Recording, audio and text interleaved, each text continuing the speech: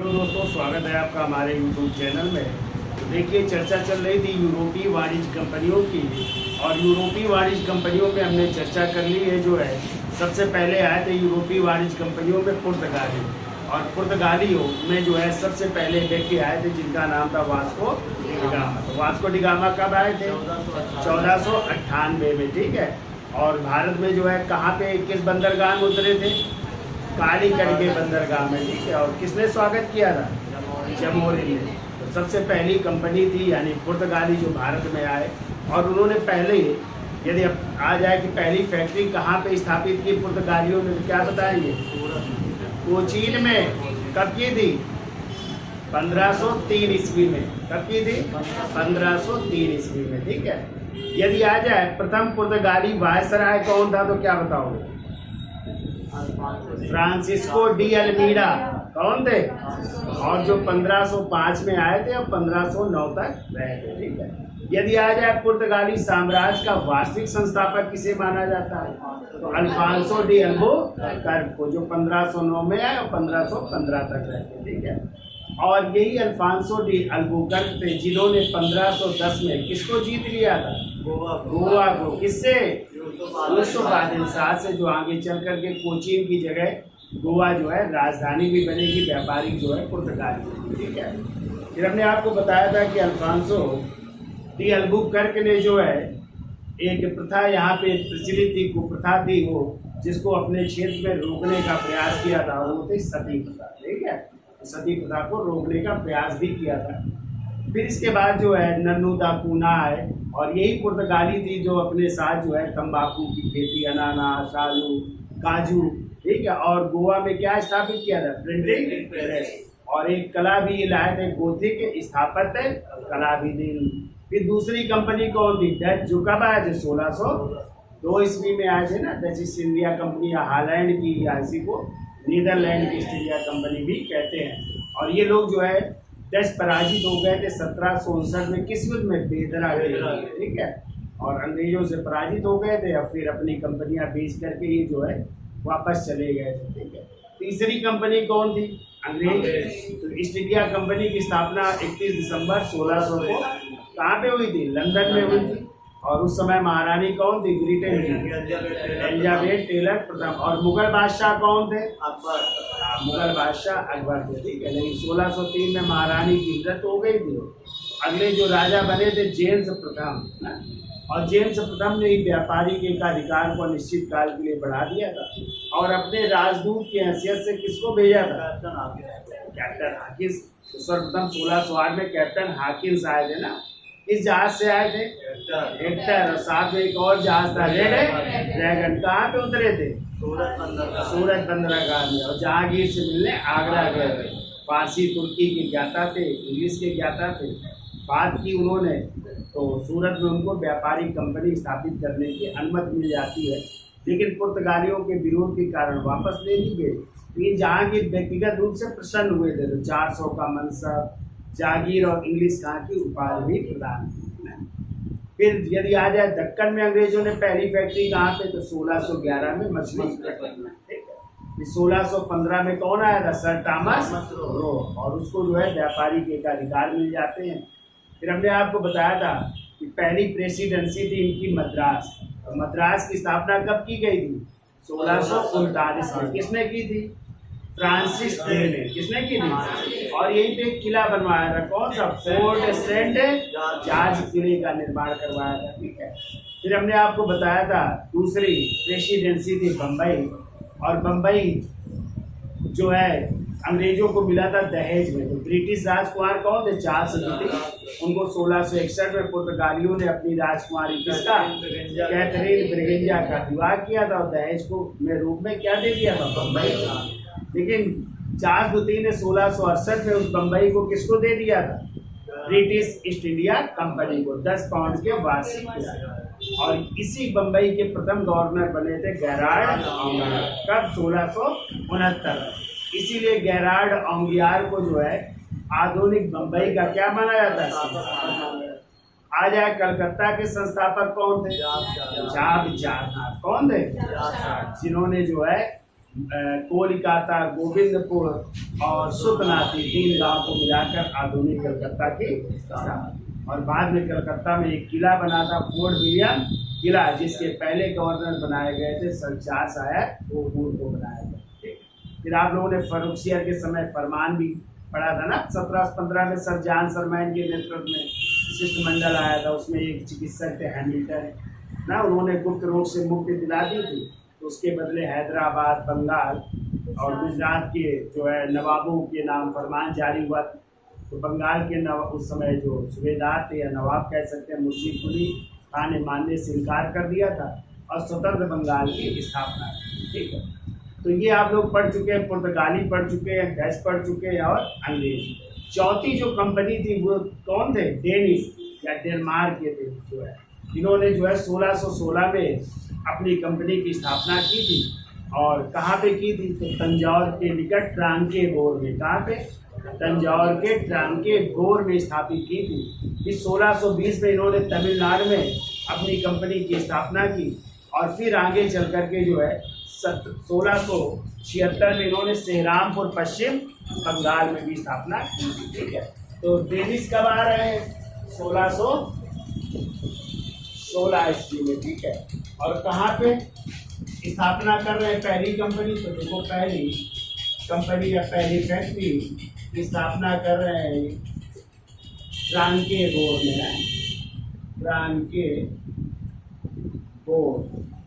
ट्रांकेबोर कहाँ पे है? तंजौर। तंजौर में पहली फैक्ट्री की स्थापना कर रहे हैं। फिर इसके बाद जो है 1620 में जो है इन्होंने तमिलनाडु अन्य इलाकों में भी और भी कंपनियां स्थापित की। तो तमिलनाडु में 1620 में। फिर इसके बाद जो है 1676 ईस्वी में 1676 ईस्वी में इन्होंने सेहरामपुर पड़ता है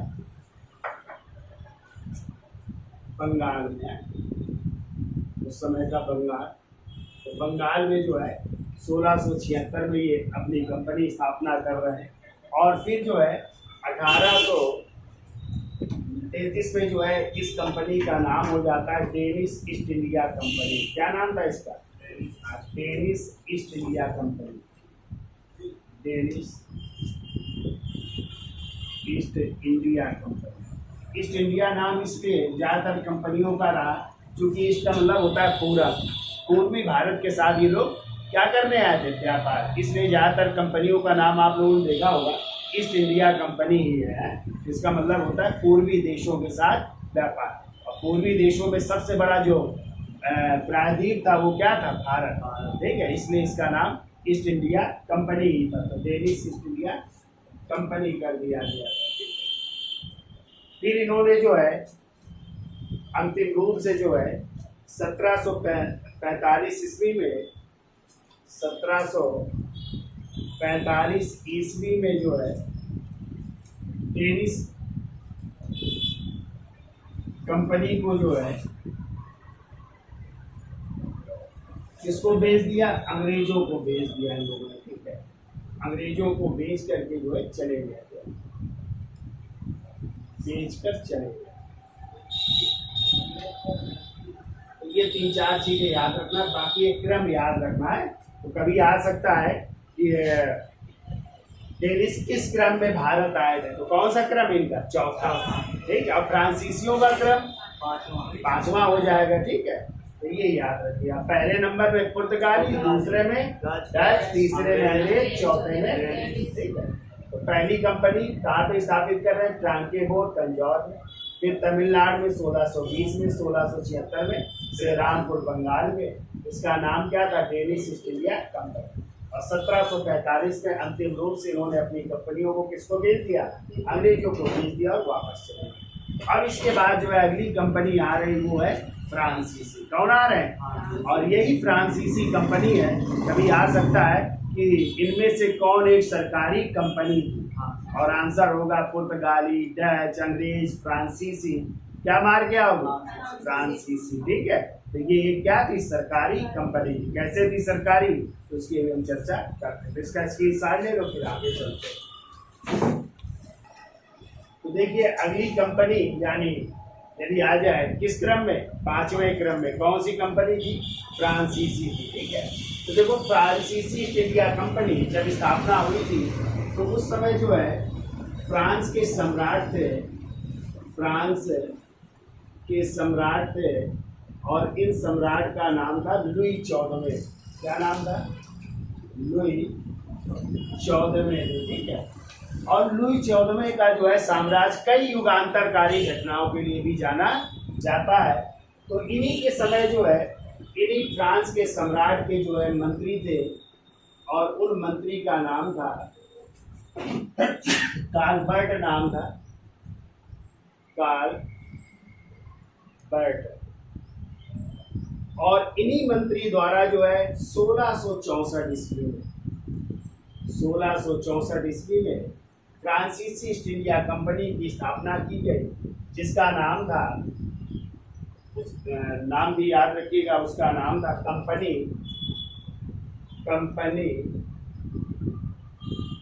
देश इंडसे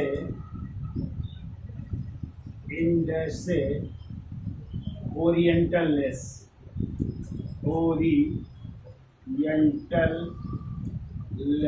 ये ओरिएंटल भी मिल जाता है। इसकी स्थापना की गई कब? 1664 ईस्वी में। ठीक है, कहाँ पे? फ्रांस में। क्या नाम है? कंपनी देश इंडसे ओरिएंटलनेस, या कहीं कहीं मिलेगा कंपनी द इंडस ओरिएंटल है, ऐसे भी मिल जाता है किसी किसी किताबें में।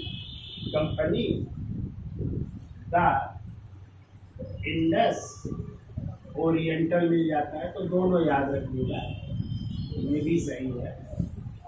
इस कंपनी का नाम सही है। अब देखो ये कैसी कंपनी थी? तो ये सरकार द्वारा स्थापित की जा रही, क्योंकि वहाँ के सरकार के मंत्री कौन है? कार्लबर्ट। तो यह एक सरकारी कंपनी थी, याद रखिएगा।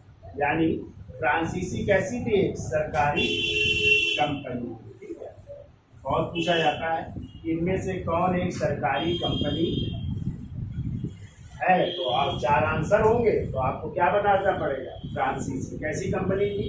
एक सरकारी कंपनी थी, चूंकि ये सरकार द्वारा स्थापित हो रही, और वहाँ के राजा कौन है? लुई 14वें, और उन्हीं के मंत्री कौन है? कार्लबर्ट। और इन्हीं कार्लबर्ट द्वारा 1664 में इस कंपनी की स्थापना की जा रही, जिसका नाम है कंपनी देश इंडसे ओरिएंटलनेस। अब देखिए 1667 ईस्वी में फ्रांस से एक व्यक्ति चलते हैं जिनका नाम है फ्रांसिस कैरो।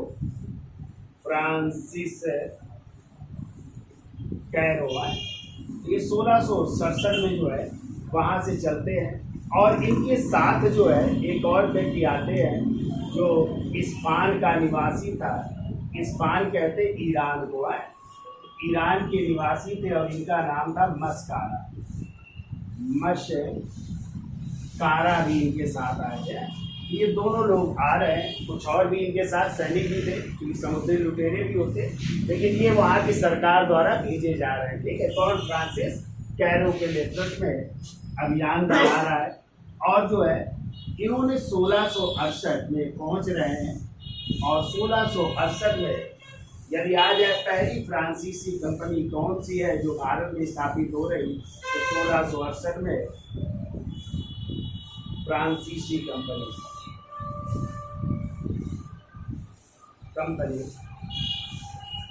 स्थापित हो रही सूरत में। कहाँ पे हो रही है? सूरत में हो रही है। ठीक है, किसके द्वारा? तो फ्रांसिस कैरो द्वारा। Francis Caro. तो भाई दो को तो याद ही रखिएगा आप लोग। अंग्रेजों ने भी अपनी पहली फैक्ट्री कहाँ स्थापित की? सूरत में। कब? 1608 में शुरू हो गई थी, और फिर 13 में अनुमति मिल गई थी, 1619 में अंतिम रूप से बनकर के तैयार हो गई। इसी तरह फ्रांसीसी कंपनी भी कहाँ पे स्थापित हो रही है? सूरत। ठीक है, कब? 1668। ठीक है, फिर क्या हुआ? 1669 ईस्वी में 1669 ईस्वी में जो ये मस्कारा थे, देखो मस्कारा ने गोलकुंडा के जो उस समय सुल्तान थे, ठीक है, तो उनसे अधिकार पत्र प्राप्त करके मस्कारा ने गोलकुंडा के सुल्तान से, गोलकुंडा के सुल्तान से अधिकार पत्र प्राप्त करके, अधिकार पत्र प्राप्त करके, अधिकार पत्र प्राप्त कर रहे हैं और इन्होंने दूसरी कंपनी स्थापित कर रहे हैं मछलीपट्टनम में। कहाँ पे? मछलीपट्टनम,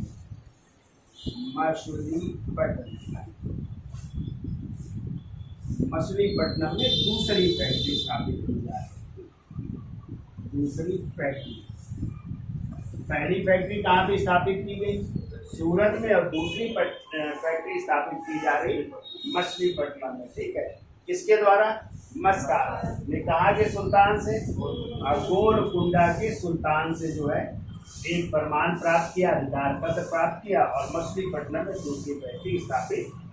तो यहाँ तक याद हो जाएगा। तो फ्रांसीसी कंपनी की स्थापना के समय फ्रांस के सम्राट कौन थे और उन्हीं के मंत्री कौन थे? कार्लबर्ग। उन्हीं के द्वारा कब? 1664 में। कौन सी कंपनी? कंपनी देश इंडस ओरिएंटल, या इसी का दूसरा नाम था कंपनी द इंडस ओरिएंटल की स्थापना की गई। जो कैसी कंपनी थी? एक सरकारी कंपनी थी। 1667 में किसको भेजा गया? फ्रांसिस कैरो को, जो भारत आ रहा है। उसके साथ और कौन व्यक्ति आ रहा है? स्पेन या ईरान का निवासी है जो है मस्कारा भी आया था, ठीक है। और 1668 में फ्रांसीसियों ने अपनी पहली फैक्ट्री स्थापित की। कहाँ पे? सूरत में। कहाँ पे स्थापित कर रहे हैं? किसके नेतृत्व में? फ्रांसिस कैरो के नेतृत्व में। उनके साथ जो एक व्यक्ति आया था मस्कारा, उसने जो है गोलकुंडा के सुल्तान से अधिकार प्राप्त किया और 1669 ईस्वी में, ठीक है, कहाँ पे? मछलीपट्टनम में अपनी दूसरी फैक्ट्री स्थापित किया, ठीक है। तो उसका स्क्रीनशॉट ले लो, फिर आगे चलते हैं।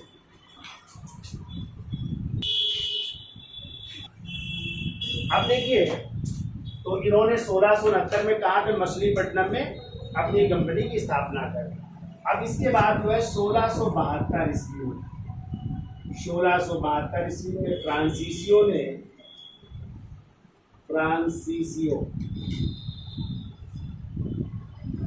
ने सेंट थोमे को जीत लिया। सेंट थोमा एक स्थान है, तो सेंट थोमे को जीत रहे हैं, जीत लिया और इस पर क्या कर रहे हैं? अधिकार कर रहे हैं। तो जब अधिकार कर रहे हैं, लेकिन अगले ही वर्ष क्या हुआ कि 1673 ईस्वी में गोलकुंडा के सुल्तान, गोलकुंडा के सुल्तान प्लस डच भी यहाँ पे चूंकि व्यापार कर रहे हैं ना, तो डचों ने मिलकर, दोनों लोगों ने, डचों ने मिलकर फ्रांसीसी, जो फ्रांसीसी नौसेना अध्यक्ष होते हैं, फ्रांसीसी नौसेना अध्यक्ष, फ्रांसीसी नौसेना अध्यक्ष, और उनका नाम था डी ला हे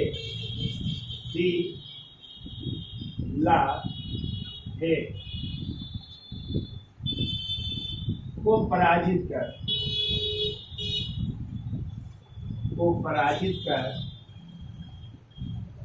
पुनः सेंट थोमे प्राप्त कर लिया, पुनः सेंट थोमे प्राप्त कर लिया। तो ये लोग जो है पुनः प्राप्त कर लेते हैं, यानी किन दो की सम्मिलित सेना, गोलकुंडा के सुल्तान और डचों की इन सम्मिलित सेना ने जो है किसको? फ्रांसीसी नौसेना अध्यक्ष, जिसका नाम था तीला हे, को पराजित करके सेंट थोमे को पुनः प्राप्त कर देते हैं, ठीक है। अब देखो 1673 ईस्वी में, 1673 ईस्वी में फ्रांसीसी गवर्नर या फ्रांसीसी अधिकारी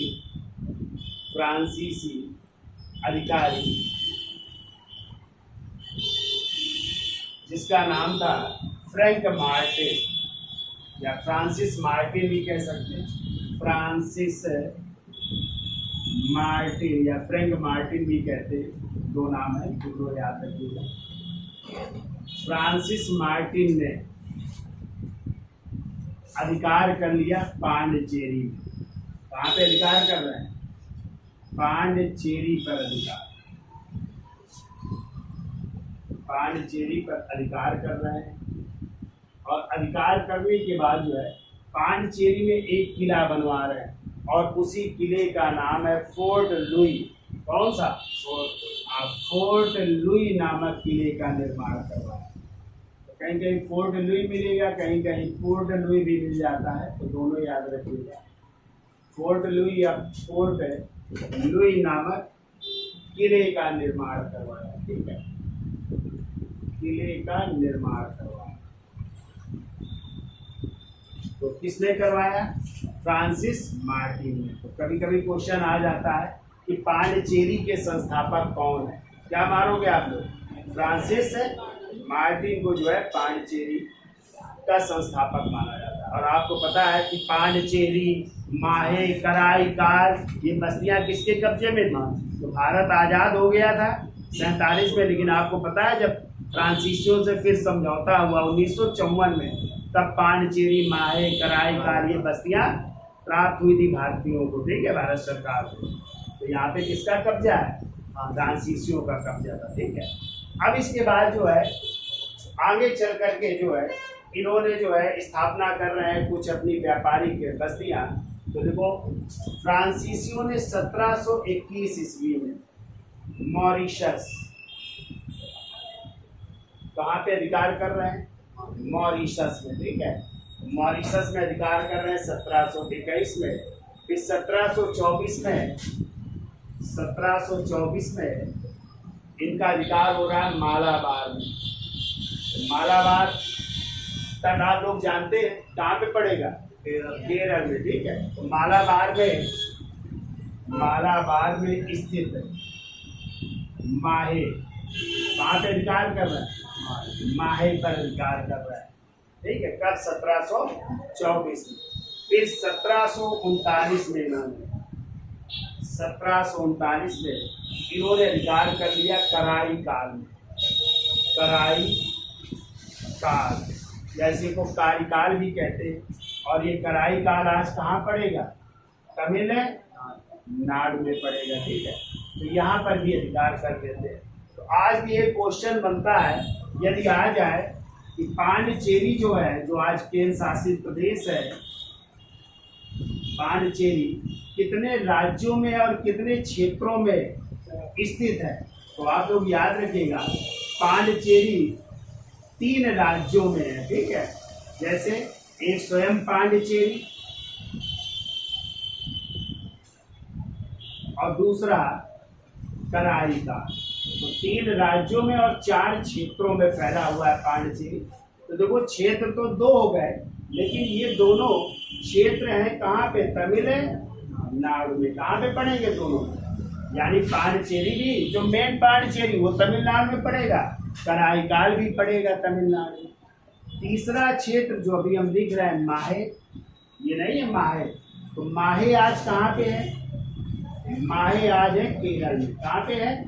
केरल। तो क्षेत्र तो 3 हो गए, लेकिन राज्य कितने हो गए? 2। चौथा क्षेत्र है यनम। क्या हो जाएगा? यनम।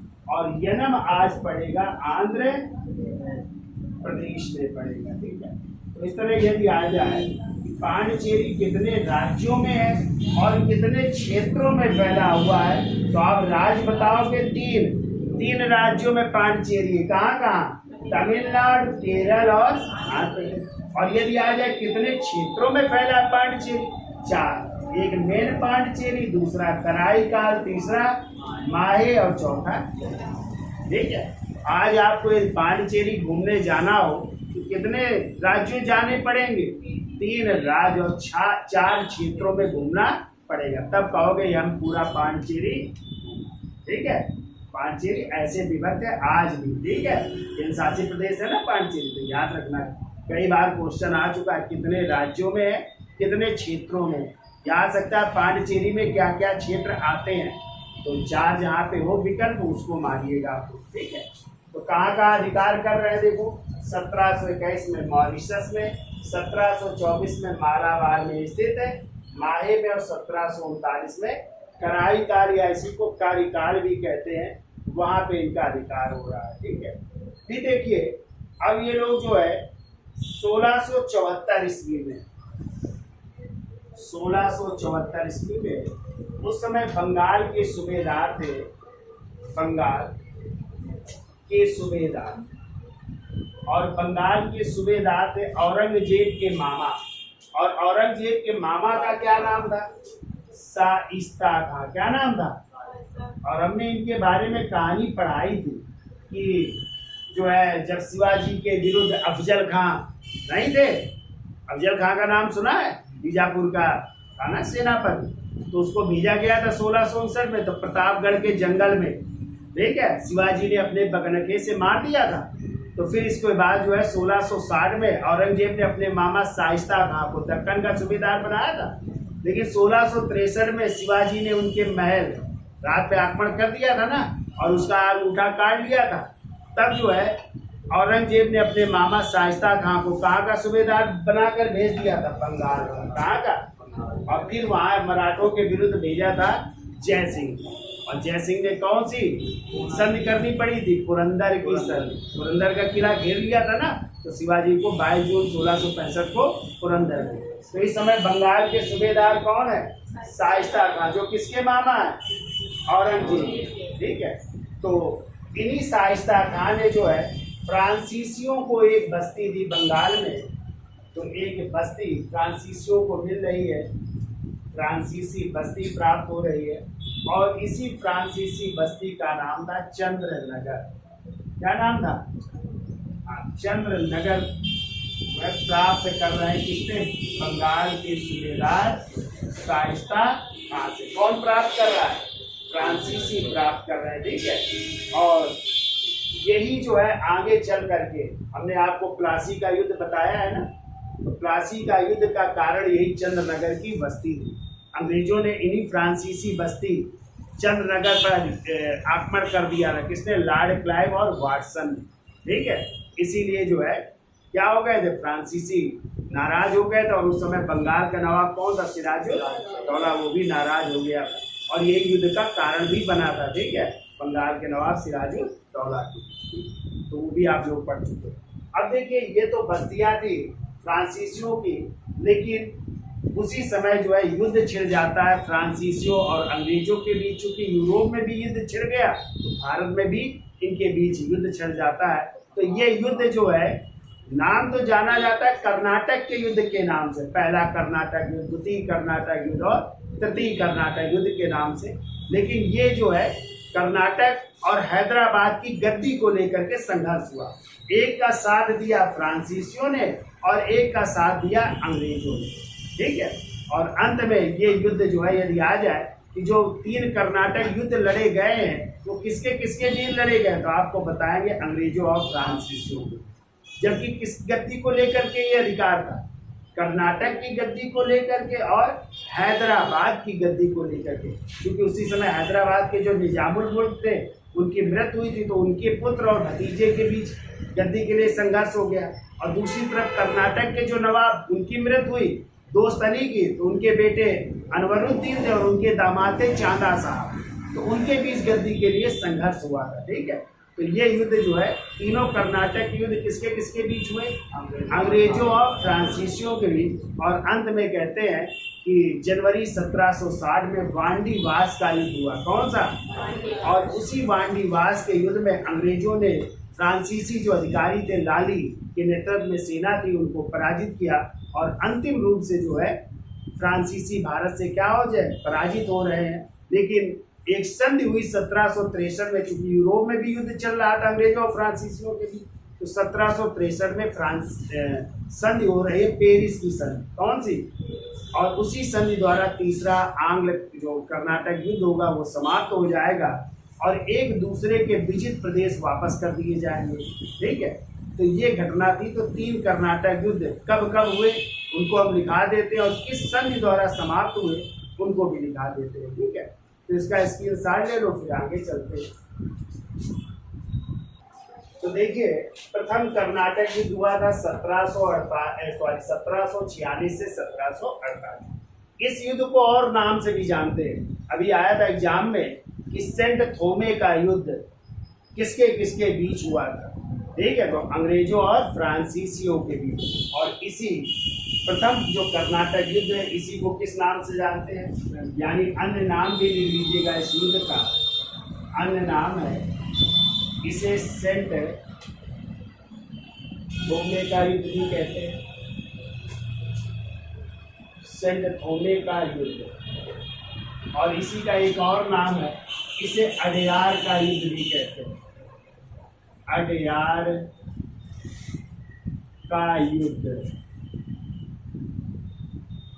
ठीक है, तो इन दो नामों से और जाना जाता है ये युद्ध। प्रथम कर्नाटक युद्ध किस नाम से, सेंट थोमे का युद्ध भी कहते हैं, और कौन से नाम से, अडयार का युद्ध कहते हैं। ठीक है, अब देखो इस युद्ध का तात्कालिक कारण क्या था। तो जैसे हमने बताया कि यूरोप में भी अंग्रेजों और फ्रांसीसियों के बीच युद्ध छिड़ जाता है।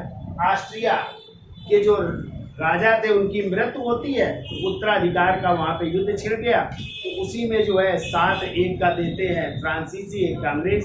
तो वहाँ पे युद्ध शुरू हुआ, तो यहाँ पे भी युद्ध छिड़ गया। लेकिन जो भारत में युद्ध हुआ उसका तात्कालिक कारण क्या था, तो उसका तात्कालिक कारण था जो अंग्रेज नौसेना अध्यक्ष थे। ठीक है, अंग्रेज कैप्टन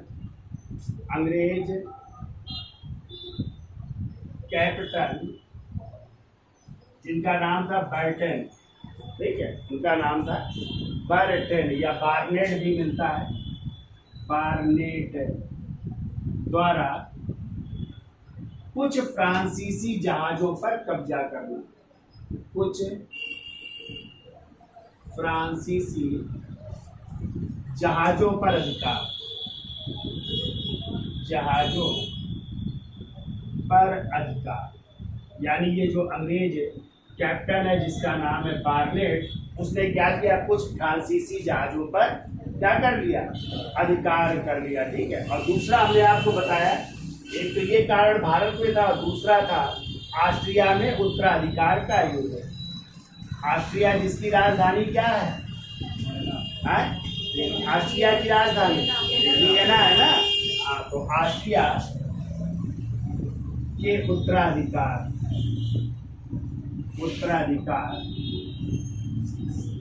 को लेकर युद्ध,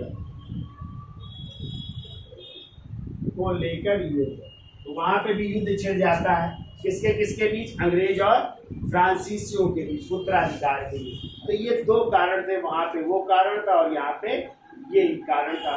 लेकिन अंत में जो है एक संधि हो रही है 1748 ईस्वी में, और वही संधि कहलाती है एक्स ला शापेल की संधि।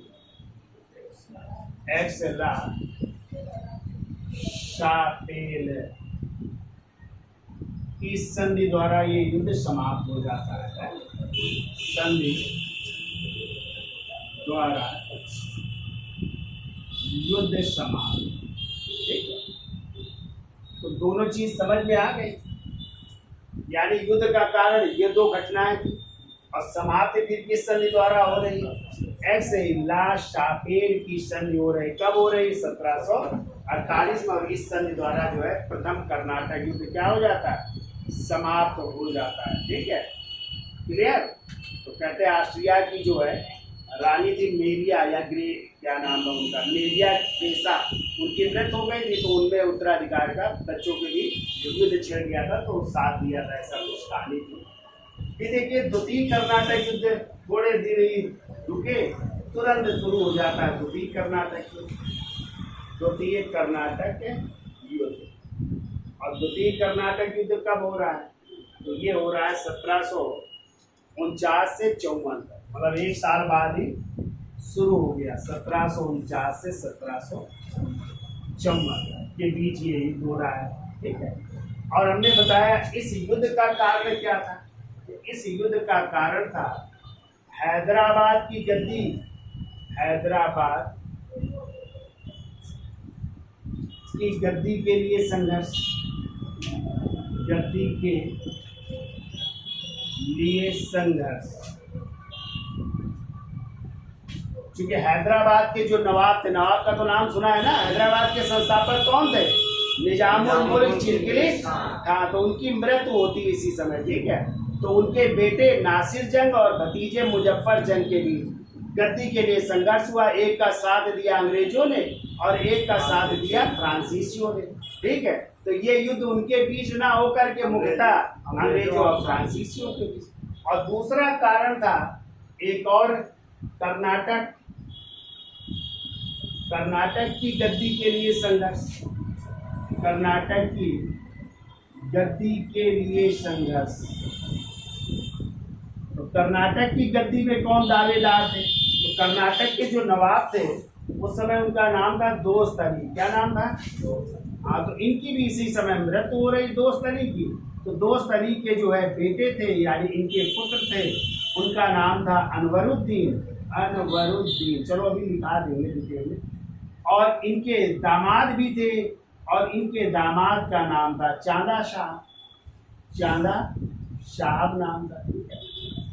तो कहते हैं इनके बेटे का साथ दिया अंग्रेजों ने और इनके दामाद का साथ दिया फ्रांसीसियों ने, ठीक है। एक युद्ध में अनवरुद्दीन मारे गए, जब मारे गए तो उनके बेटे का साथ दिया अंग्रेजों ने। ये लंबी कहानी है, मतलब कहाँ की गद्दी के लिए संघर्ष? कर्नाटक की गद्दी के लिए संघर्ष हो रहा है। और यदि आ जाए ये युद्ध किस संधि द्वारा समाप्त हुआ, तो 1755 में हो रही पांडिचेरी की संधि है। तो 1755 में पांडिचेरी की संधि द्वारा ये युद्ध समाप्त हुआ। पांडिचेरी की संधि द्वारा युद्ध समाप्त, ये याद रखिएगा। अब देखो यहीं पे समझ लो तीसरा कर्नाटक युद्ध। तो तीसरा कर्नाटक युद्ध कब हो रहा है? तीसरा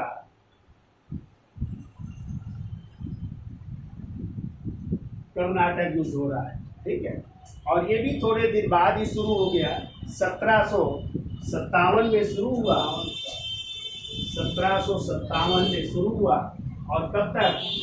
1763 ईस्वी तक। और आपको पता है 1757 में अंग्रेज जो अधिकारी है वो थे लॉर्ड क्लाइव, जिन्होंने कौन सा युद्ध? प्लासी का युद्ध भी जीता था। तो ये तीसरा कर्नाटक युद्ध भी कारण यही थे। कौन से कारण? कर्नाटक की गद्दी प्लस हैदराबाद की गद्दी के लिए संघर्ष चल ही रहा था। तो एक तो ये कारण था, और अंत में एक युद्ध हुआ, और वो युद्ध है जनवरी 1760 में, और ये युद्ध कहलाता है बांडी वास का युद्ध। बहुत पूछा जाता है कि बांडी वास का युद्ध किसके किसके बीच हुआ? तो किसके किसके बीच? अंग्रेज एक तरफ है, दूसरी तरफ कौन है? फ्रांसीसी है। और फ्रांसीसियों की तरफ से नेतृत्व किया था लाली ने। किसने किया था? उस समय फ्रांसीसी जो अधिकारी थे वो थे लाली ने, जो है इसका नेतृत्व किया था। और अंग्रेजी सेना का नेतृत्व किया था आयर कूट ने। किसने किया था? इन्होंने, लिख लीजिएगा, इनका नेतृत्व किया था आयर कूट ने। चूंकि इस समय वो चले गए थे, कौन? क्लाइव चले गए थे, आयर कूट ने नेतृत्व किया था। और यही आयर कूट थे जिन्होंने बक्सर का युद्ध भी जीता था ना, 22 अक्टूबर 1764। अब ये युद्ध हुआ, लेकिन अंत में हमने आपको बताया था वहां पे भी सप्तवर्षीय युद्ध चल रहा था, 7 साली युद्ध। कहाँ पे? यूरोप में। और एक संधि हुई यूरोप में, और वही कहलाए 1763 को पेरिस की संधि। कौन सी संधि? पेरिस की संधि द्वारा ये तृतीय कर्नाटक युद्ध समाप्त हो जाता है, ठीक है। तो ये तीनों कर्नाटक युद्ध टाइम याद रखना और किस संधि द्वारा समाप्त हुए ये याद रखिएगा, ठीक है। तो वास्तविक रूप से ये तीनों युद्ध किसके किसके बीच लड़े गए? अंग्रेजों और फ्रांसीसी। लेकिन किस गद्दी के लिए था? कर्नाटक की गद्दी और हैदराबाद की गद्दी के लिए। एक का साथ उन्होंने दिया तो एक का साथ अंग्रेज ने, ठीक है। तो ये कहानी है। तो पहला कब हुआ भाई? पहला हुआ 1746 से 48 तक है। किसी को सेंट थोमे का युद्ध या अडियार का युद्ध कहते हैं। दूसरा कारण ये थे किस संधि द्वारा समाप्त हुआ? 1700 कौन सी? 48 की कौन सी? एसलाफिल की संधि। द्वितीय कर्नाटक युद्ध 1749 से 54 के बीच हुआ। ठीक है, इस युद्ध को एक और नाम से जानते हैं, द्वितीय को, इसे अंबुर का युद्ध भी कहते हैं या अंबूर का युद्ध भी कहते हैं। देख लीजिएगा, यानी द्वितीय कर्नाटक युद्ध को और किस नाम से जानते हैं? अंबूर का युद्ध भी कहते हैं। जैसे इसे अडियार का युद्ध या सैन्य होने का युद्ध, इस तरह से अंबूर का युद्ध भी कहते हैं, जो 1749 से 54 के बीच कहाँ की गद्दी के लिए? हैदराबाद और कर्नाटक की गद्दी के लिए किस संधि द्वारा समाप्त हुआ? 1755 में पांडिचेरी की संधि द्वारा। फिर तीसरा कब हुआ? 1757 से 1763। इसी को सप्तवर्षीय युद्ध भी कहते हैं। कैसा युद्ध कहते हैं? क्योंकि ये 7 वर्षों तक चला। ठीक है, सप्तवर्षीय युद्ध भी, क्योंकि कब शुरू हो रहा है? 57 और 63 में समाप्त हो रहा है, जिसे सप्तवर्षीय युद्ध भी कहा जाता है। कौन सा युद्ध हुआ यहाँ पे? वांडी वास का युद्ध। कब हुआ? 1760 में। वो भी डेट लिखना हो तो 22 जनवरी। कब हुआ था? 22 जनवरी 1760 को वांडी वास का युद्ध हुआ। अंग्रेजों की तरफ से आयरपुर थे, फ्रांसीसियों की तरफ से लाली। तो लाली क्या हो गए? पराजित हो गए। अंत में कौन सी संधि हुई? 1763 में पेरिस की संधि द्वारा ये युद्ध समाप्त। ठीक है, तो ये है फ्रांसीसियों की।